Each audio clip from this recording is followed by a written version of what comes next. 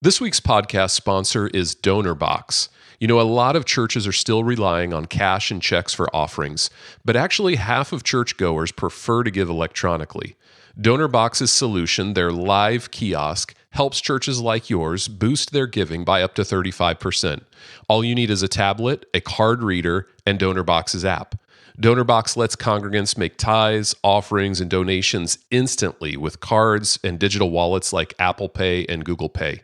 You can get 2 months of the live kiosk for free if you go to donorbox.org/unstuck podcast.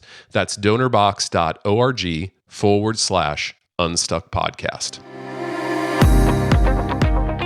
Welcome to the Unstuck Church Podcast. My name's Sean, and I'm here with my friend and teammate Amy Anderson. And Amy, I'm excited for this conversation today. This is actually episode 3 of our December series, Hot Topics, where we're digging into some of the, hottest topics that church leaders are wrestling with right now.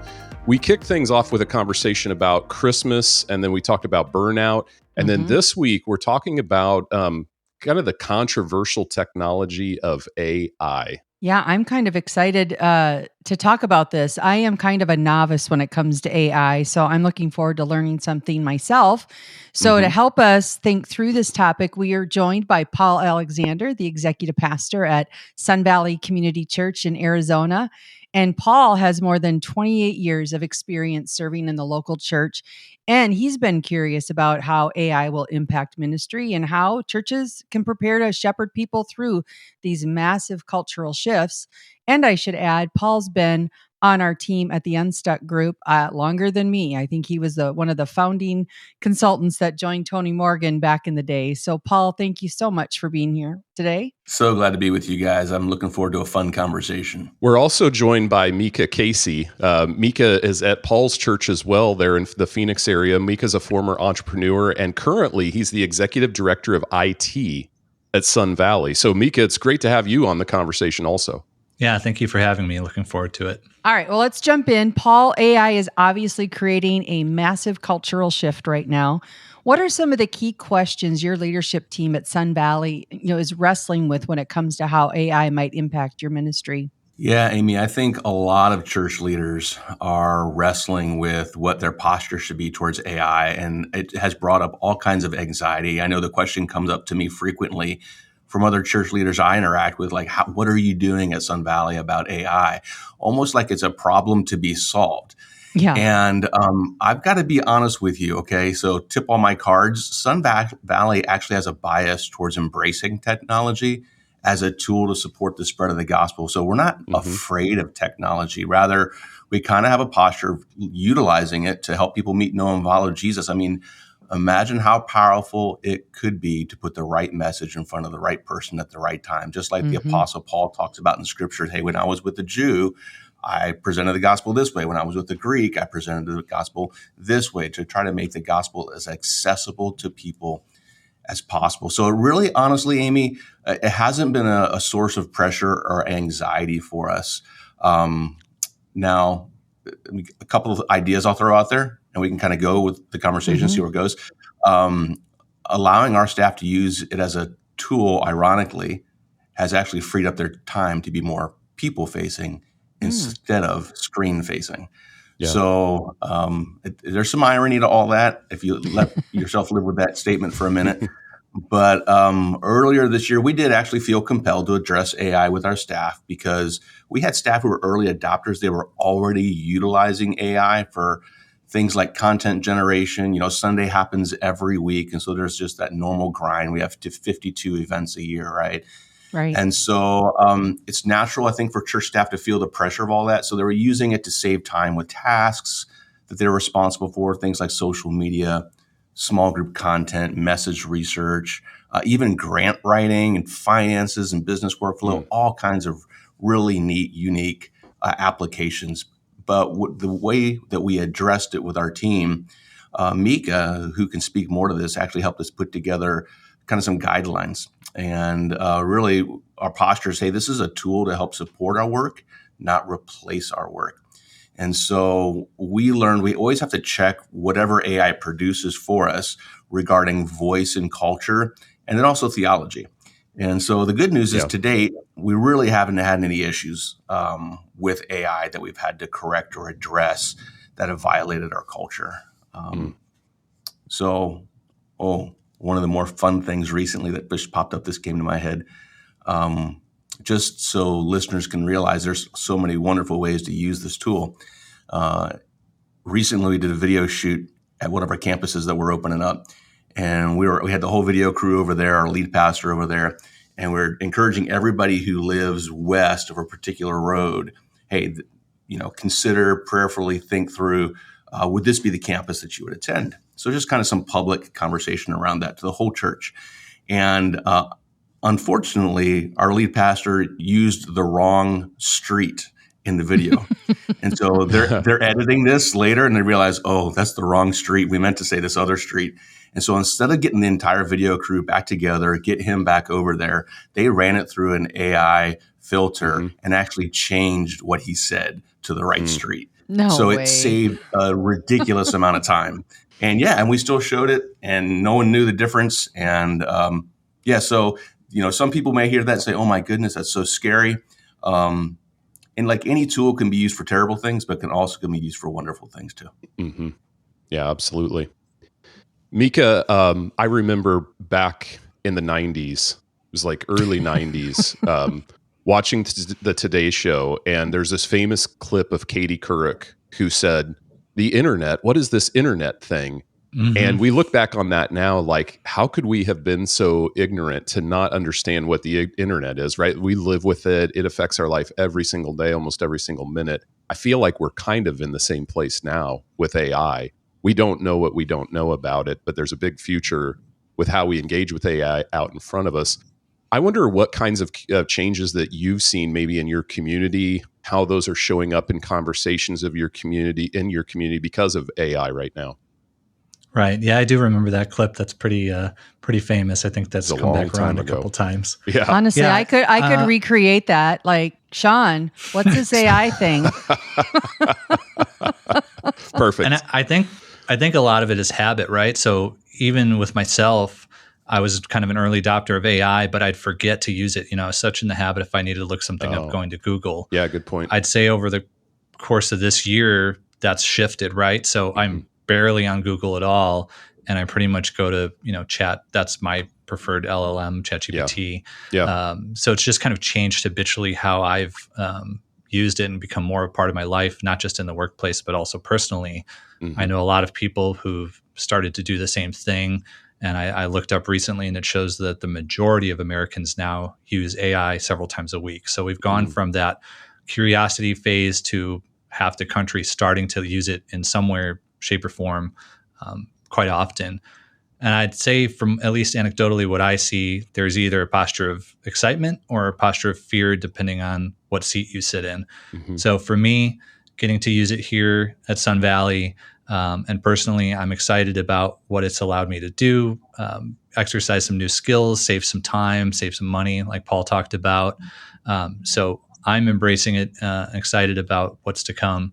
But there's also a fear side I've seen too. So let's say your job today is someone who does transcripts or who does voiceover work. AI can do those things very quickly and easily. So you might be concerned, is my job safe? I've got some friends who have been unemployed for quite a while.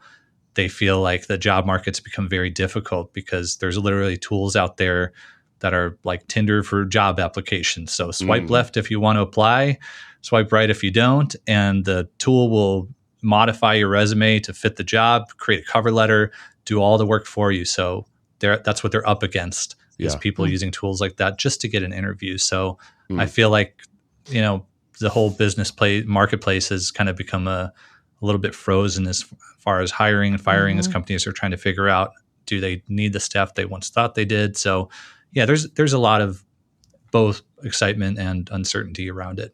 Yeah. Mika, let's say, just hypothetically, I record a podcast for church leaders. Should I be concerned about my role? No, I don't think so. Okay. At least today in the podcasting world, I think genuine conversation, authenticity, credibility, those are still things that, AI can't replace. It could probably simulate a conversation, but I don't know how fruitful it would be. And I don't know if people really want to listen to something that's AI generated. There you go. Yeah. All right. Good answer. Yeah. Thank you.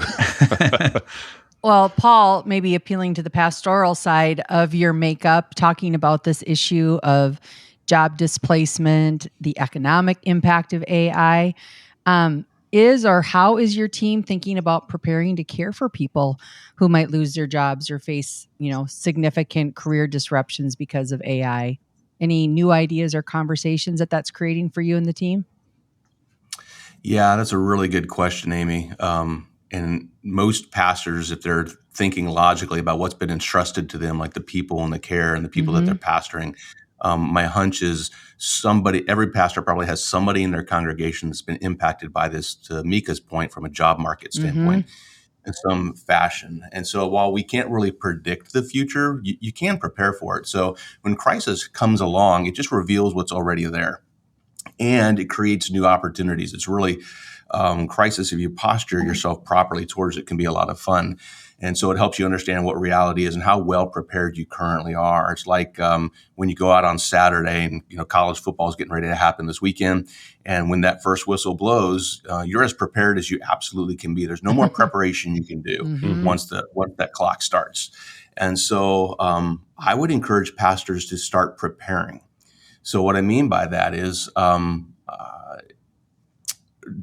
the way that you budget at your church. Do you have reserve funds in place today? So if something were to happen dramatically in the economy as a result of some worst case scenario, AI disrupts the job market to a significant point, which may impact giving in your church. And so are you prepared for something like that? Do you have reserve funds set aside? Are you budgeting responsibly, not being hopeful about future finances that might come in, but based on past performance? So are you budgeting based on what you think might happen next year? Or are you budgeting based on real receipts this year? Are you creating margin in your finances as a church? Are you building a culture of generosity in your congregation and actually doing what Paul told Timothy, like commanding the rich in this world to be generous? Like, are you actually discipling people when it comes to generosity and finance? These are all ways you as a church can prepare for like the unknown surrounding what may or may not happen with the job market. So again, while we can't predict it and we don't necessarily need to be fearful about it, I do think it's wise to be prepared for it. And so, benevolence, helping people in your congregation with rent payments or mortgage payments. Do you have a process in place? Or is it just a free-for-all? People get in a line and come get money.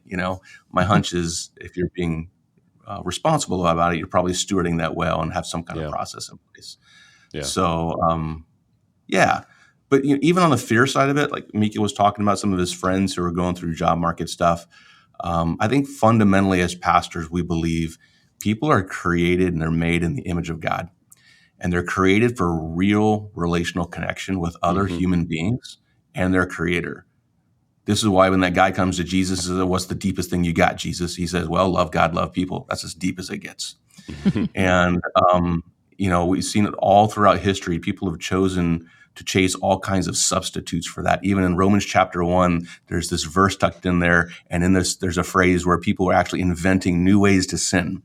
And so I just think it's interesting. We know this as pastors. Fundamentally, people have chased all things to be substitutes for what their soul really craves. Yeah. And my hunch is AI will create new opportunities for new ways for people to sin.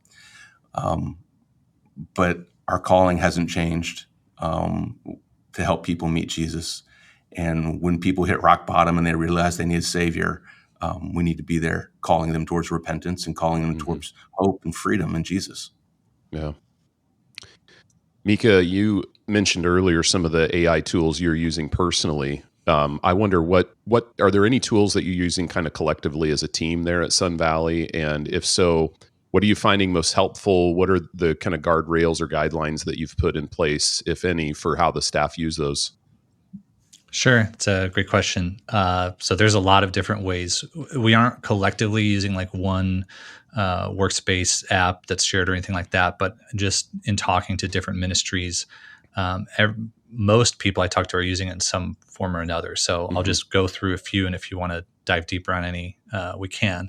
So some obvious ones like written content generation, Paul touched on those. So whether it's group notes, social media, curriculum, emails, cleaning those up, organizing. LLMs are really great at that. Video, voice, graphic generation, and edits, like Paul mentioned as well. We use it for coding assistance when it comes to our CRM website. Our kids ministry has actually recently written their own app or vibe coded their own app using AI to start helping with contextualizing the curriculum. We use a third party to get some of the videos and curriculum, and we don't like to show the same content or ask the same questions during the middle of the week as we do on Sunday, because the same kids might be there. So, hey, I'm going to need 2 questions Sunday, 2 questions Wednesday, 2 questions Thursday, and help do something that basically takes manual time and just kind of disseminate that, get reviews and stuff like that. So it was a cool thing I learned about recently. A lot of people use it as a foundational starting point for Bible study, scripture verses, looking those up. We've done large-scale data and sentiment analysis on a survey to kind of get a sense of what type of questions people were asking, what topics that would be humanly impossible. We just launched an AI person summary in Rock, our church management system. So you can get a quick... go ahead. This is cool, what Mika's talking about here. Out of all these, the kids ministry thing was actually really cool because they're taking content like a lot of churches do, and they're trying to contextualize it to our church with our voice and all that. And they figured out a way to do this. And save so much time. I'm so proud of them. They need to figure out how to make that available to other churches. But then the Rock summary thing, I think, has a lot of like implication. And so I know I'm like, I just teed you up big time there, Mika, but I really think that what you guys are doing with that is like really, really valuable and really important. Tell us more about that, Mika. Sure. And to be fair, I have to give credit to Life Church. I literally saw they were on a call talking about something completely different in one of the cohorts I'm a part of. And I saw it and I go, wait, go back a screen. And I saw them doing it in their Rock instance. So we learned a little bit from them. Some other churches have launched it as well. So we built our own version of that. But basically what it does is it's a little block in a person's profile. And in the background, it's going and kind of gathering all the things we know about that person, how long they've been at our church, when they said yes, when they were baptized, if they've made those decisions, what groups they're a part of, are they serving, and kind of basically sends all that to the LLM in a non-personally identifiable way. So it's not sending their full name and birth date and those types of things, and then coming back and summarizing it. So normally, if I was going to follow up with someone, I'd have to kind of jump through different parts of their profile to kind of put all those pieces together. It's giving me a several paragraph summary of who that person is, and maybe some actually action items in terms of maybe things I should ask them about. Hey, you were leading a small group a year ago, but I see you kind of stepped away from that. Is that something you might be interested in doing again? I love that. Or whatever the situation is. So just you can think of the amount of people that we get in contact with throughout the course of the day across all our ministries, like just a great time saver. Yeah, that's fantastic. So Sean, remember back in the day, the Ritz-Carlton built this CRM called Mystique. You may have read about it. And so they would drop notes in, like, so if you and your wife went to the Ritz and you had a Boston Red Sox license plate holder on your car, they would drop that note in their CRM about you. And so what would happen is, everybody at the Ritz had $1,000 a day allowance to deliver exceptional guest experience, essentially. And so they could pull up the CRM. Hey, Sean and his wife are staying here. Oh, he's a Boston Red Sox fan. He likes this color Gatorade, whatever it is. And they could have Boston Red Sox tickets that are sitting there for you, ready for you, knowing that you're a fan. So imagine if you knew, imagine if you knew where your people were at spiritually in your church, and you didn't have to chase it through a bunch of different platforms and databases and lists, and Right. it was all in one place and aggregated for you, and it's just right there. Yep. And you know, oh my goodness, this is the spiritual step they need to take and what I need to challenge them on or lead them towards. Yeah. So Mika, you're using Rock CMS. You're going to have a number of churches after they listen to this want to know how you're doing this. How would you direct them? What's the best way for them to find that out? So if they're not the coding type, if they want to, if they're willing to maybe budget a little bit towards it, I don't think it's a heavy lift. Even for smaller churches, you could reach directly out to Triumph. I know they've got a plugin that basically is kind of built out to do that. If you do have the desire to try to code it, they've got an API built in, which is basically a tool to connect out to. I know at least ChatGPT, because that's what we're using. I don't know if you can use like Gemini or Claude, but once you kind of make the connection, it's just a matter of there's a good recipe out there. I'll say that. So if people know Rock and will know recipes, it's oh man, I wish I could give them credit. If you find it, I don't know if it was from LCBC or what church, but they wrote kind of their own version of it and kind of gives you a good starting point of how to send the prompt in. And a lot of it, once the connection actually didn't take us too long. It was more than tweaking the prompt, making sure it was coming back with what we were looking for and in the format we were looking for. Yeah. So it's not, I'll just say on the scale of like 1 to 10, it's probably like somewhere in the 5 or 6 range of difficulty. It's definitely doable. Well, it sounds like worth the time investment for sure for the information that you're getting. Oh, it's great. And then the last one I was going to mention that I'm really personally proud of is we actually got a 6-figure grant from the Department of Homeland Security last year to help us with some of our security, door access cameras, things like that, even cybersecurity. It was something I wasn't even going to try. I've never written a grant before, but someone said, what do you have to lose? And so AI was a huge help. I consider myself a pretty good writer, but I'm not a grant writer. Yeah. So it really helped me organize my responses and apply for that. And in like a matter of, I think about a week, I went through the entire grant, applied, we got it. We actually applied for it again this year, and it was immensely helpful in going back and doing that again because it remembered everything I was doing, which is also a cool feature. So, and I've talked to some other churches about going for it as well. So hopefully they'll get the grant too this year. That's great. Love that. Any guidelines? Talk about the guidelines that you have in place just for the team there. Yeah. So as Paul mentioned, we did send something out earlier this year. Our guidelines are the same then as they were now. Basically, the first one is don't send anything personally identifiable to any LLM. So don't upload someone's name and giving data. I mean, to date, I can't think of any instances where that type of data has leaked out or breached, but we just don't want to even take that chance. We want to respect our guests and their personal data. Yeah. So that's really ultimate rule number one. Mika, really quick, just for the other Katie Courics out there like me who are listening today, can you tell me what an LLM is? Sure. It's a large language model. So basically when you think of ChatGPT, Claude, something that you can type something into, then it's going to spit back a response. And if you want to learn about how that all works, it's based on tokens. A large language good YouTube model. Videos. Got it. Yeah, that's the most common AI use today. You'll read stuff about AGI that they're chasing after, artificial general intelligence, and I mean, there's all types of things, but the majority of AI tools are based on that. So I'm just confirming to our listening audience that this is the real Amy Anderson, and I clearly don't use AI to drive my content. So, good point. Well done. Okay, I interrupted you. Sorry. Go ahead. Oh, no problem. So so the main thing is don't send that, and that you also have options too. So like or at least myself and a couple other of us use ChatGPT primarily. You can opt to use a paid version of that.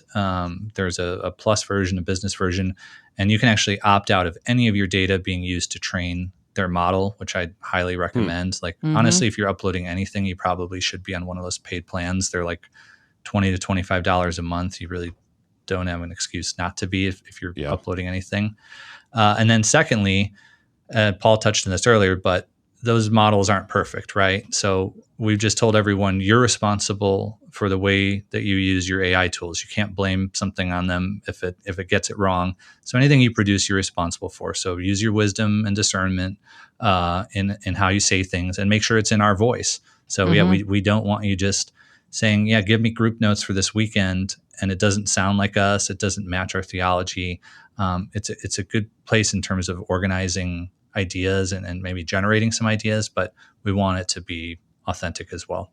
So Mika, what do you think is at stake for the church in this AI era? Tiffany on our team, she sees this as a big opportunity for what's unique and distinctive about the church, kind of to shine brightly, right? What do you think? What areas of opportunity are you sensing for ministries to kind of lean into? What's different about the church from the world? That's really good. So I actually just talked with one of our campus pastors the other day, and I was just asking how things were going. And he said that more than ever, people he talks to are desperate, and that's the word he used, desperate for connection, authenticity, and vulnerability. So just more and more people are missing that in their lives. I kind of did a little research, and I found a really odd statistic that something like 1 in 4 18 to 29-year-olds have tried AI as a romantic partner or conversation. What? I saw that same thing, what? Mika. Yeah, and there's more than one like kind of psychology journal that has talked about that. So it wasn't just one study that showed that, was several. So as weird as that sounds, like think about it, right? The AI is going to be understanding, empathetic, available 24/7. So someone who's missing that connection might appeal to them, but at the end of the day, it's not real, right? And eventually that's going to manifest itself. God, on the other hand, is all those things, and he is real. And so I think as a staff, as our volunteers, we need to help fill that hole for people before they try to pursue it in some other way. So, and then actually really interestingly, that same pastor was telling me we send out when it's your birthday, you'll get a text from us. It's not AI. We do automate the sending of the happy birthday, but if you respond back, it is our campus pastor on the other end that you'll be having a conversation with. And so, over the years, some people will say, hey, is this really you? That's shifted recently, and people have started asking, and a lot, is this AI? So there's already kind of this distrust that's building among people. Like, is there a real person on the other end of this? Because AI is getting so good, you can call customer service and have a whole conversation, and you weren't talking to a person at all. It's past what's called the Turing test. Like, can you tell that it's an AI or a person? It's past that through voice. Wow. So that's kind of that's the opportunity on the people side. I do just want to say, from a technological side, I go to several technical conferences, church conferences throughout the year, and I've seen over the past 2 years, but really the past year especially, a lot of small churches that I felt like were kind of behind technologically, whether it was their website, an app, just things they weren't able to do, maybe because they didn't have the monetary resources or the staffing, have been able to catch up because some of the tools that are available to them. So I think that's really encouraging. It makes me happy when I see the Big C church moving forward and winning more people for Jesus. So I'm excited that maybe AI will help level the playing field for them and help them catch up in ways that maybe they otherwise couldn't. So that's encouraging. That's good. Paul, you talk to a lot of church leaders, both because of your role there at Sun Valley, but also on our team with all the churches that you work with on site. If you were talking to one of those church leaders that really hasn't started thinking about the bigger implications of AI yet, what would you encourage them to do? Where do they start with all of this? Yeah, Sean, I think it's a good question. I'd start with the scriptures. Scripture's really, really clear, Sean. God has not given us a spirit of fear. We don't need to be afraid of this. We do need to continue to take on the posture of being a missionary in the culture and in the place that God has placed you. And my hunch is, in today's world, you probably have somebody in your church that gets paid to work with technology. So if you feel personally as a pastor uncomfortable with this, you weren't trained for this. I mean, you took Greek, you went to seminary, Yeah. you don't have the expertise like Mika, or maybe have a guy like Mika on your team. You probably have a guy similar to Mika in your church. And stop asking them to hold a door and invite them to a big problem to solve. And so I would challenge the people in your church that are working in this space to think through how they might use their ability and experience to advance the kingdom in the church and in the community that your church is at. So, I mean, I think throughout the ages, I think this is important. We forget this. Throughout the ages, every advancement in technology has been met with both excitement and fear. There's people on both sides of that coin. And that's true in the church. Okay. So go old school. Like when the printing press came along, there were people losing their minds. We can't let people read the Bible. Imagine what would happen. Let's not approach AI like that. Sure. The same conversation, what the internet, we can't do video teaching, that would never work. Well, so, I mean, I think this is the same kind of moment. AI in and of itself probably reveals more about your character than it does reveal anything about AI itself. How you choose to use it probably reveals more about you than it does about the tool itself. So I would encourage pastors, say, prayerfully support it. You probably have somebody in your congregation who can help you with this. This is a direction, to Mika's point, this is a direction that culture's going. Yeah. And as a missionary, we cannot remove ourselves from culture. We have to jump in, do the messy work to figure it out, and help people meet Jesus. We can't ignore this. Yeah, that's a good word, Paul. Well, I have found this conversation fascinating. I really do think we're on the cusp of something that's going to impact us in positive ways and probably create some challenges for us. So the insights from you guys and what you're experiencing there on the ground at Sun Valley, really helpful for our listeners. Any other thoughts, Mika, Paul, any other thoughts that you'd like to leave our listeners with today before we wrap up? So I thought of one just as Paul was sharing what he did. So if you look at schools today, educators, their initial approach to AI was, hey, don't use it. You need to do all this by yourself. Don't use it at all. I think that was a losing a fight because students were going to use it one way or another. Right. I've seen some churches kind of take the heavy-handed approach with their staff and say either you can't use it at all, or every time you use it, you need to cite it. So even if you shape up an email, you need to cite that you used AI to reorganize your email. I think that approach might actually either one, discourage the use of AI, or worse, cause people to hide the fact that they're using it or feel ashamed of it. I just don't think that's the best approach. But at the same time, exercise wisdom, be a good steward. Don't so embrace it that you throw an AI chatbot on your site that you think is going to answer people's theological questions. Right. And trust that it's never going to make a mistake, or, so I think there's a balance, but I think the balance should be lean a little towards using the technology in ways that make sense. Hey, Sean, let me just jump in. A couple of my key takeaways. Number one, because I probably have a little bit more of the fear aspect, only because I'm not too familiar with it yet. I have just kind of dabbled in that world. But one thing that stood out for me from the very beginning of this conversation is that it can actually be used to help you be more people facing.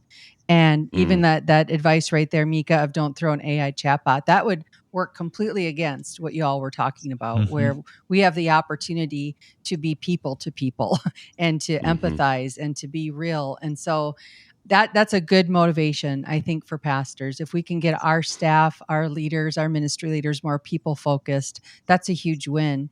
And then secondly, what you just closed with, Paul, on there's probably someone in your church who has a technology job. And we don't do this enough. We don't lean into those unique people in our church who have these really great gifts that we don't have, but to build a team to kind of demystify this, to start learning and taking first steps was just a fantastic suggestion. So thanks for that. Agreed. Yeah. And don't say no for them. Too many times we step in and think they're too busy. They couldn't possibly help us with this, but a real leader sees a problem and wants to help solve it. So don't say no for them. That's really good, Amy. So as we wrap up today, we want to say a huge thank you to everybody who's been listening to the Unstuck Church podcast throughout 2025. Just your engagement with us, your support through this podcast, and hopefully the content's been helpful for you. It just means a lot to us. So thank you. Yep. We are very grateful for all of you who listen, and you're leaders who are committed to leading healthy, growing churches. And if you've been thinking about taking your church through one of our consulting processes, whether that's the Unstuck process, staffing and structure, multi-site, even our cohorts, now's the time to reach out. Yep. You can head over to the unstuckgroup.com and start a conversation with us there today. Connect with me, and I would love to share how our team might be able to help in 2026. Yeah, and Sean, I'm excited. Coming back next week for our 4th podcast in this series, we're going to be talking about the spiritual openness of Gen Z and how churches can be responding. And we're going to be joined by Chris Allen, one of our ministry consultants, and a pastor at Center Point Church in Orem, Utah, which is located about 5 minutes from the Utah Valley University. And he is just going to have some great things to share with us, so you won't want to miss that.